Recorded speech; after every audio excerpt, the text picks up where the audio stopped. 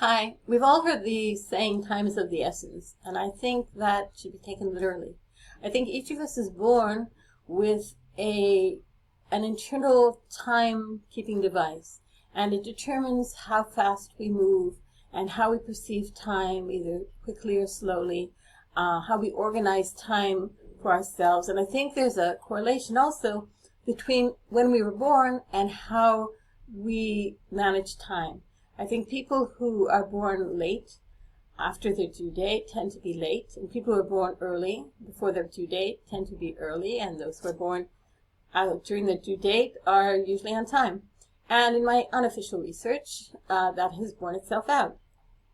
It's also interesting to note that certain cultures will have different perceptions of time. Like if you go to Africa or India or South America, time there is much more fluid.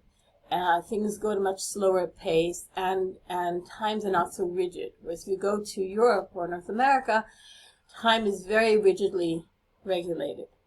Now, besides being an interesting sociological fact, this influences our relationships with people. Like if you have somebody who tends to be late interfacing with somebody who tends to be early, that could lead to conflict and misunderstanding and inconvenience.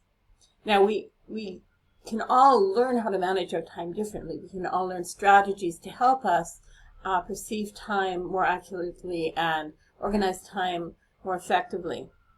And if you go to my Facebook page and contact me, I'll be happy to help you with that.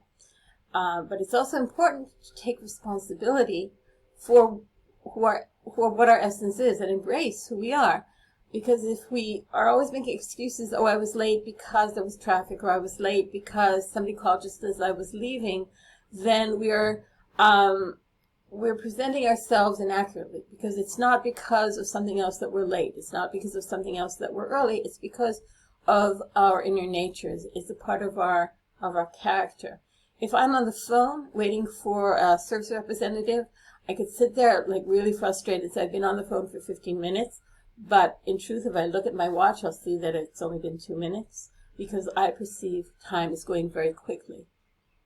And I also act in a very quick manner, sometimes too quick. And I was born 2 months premature.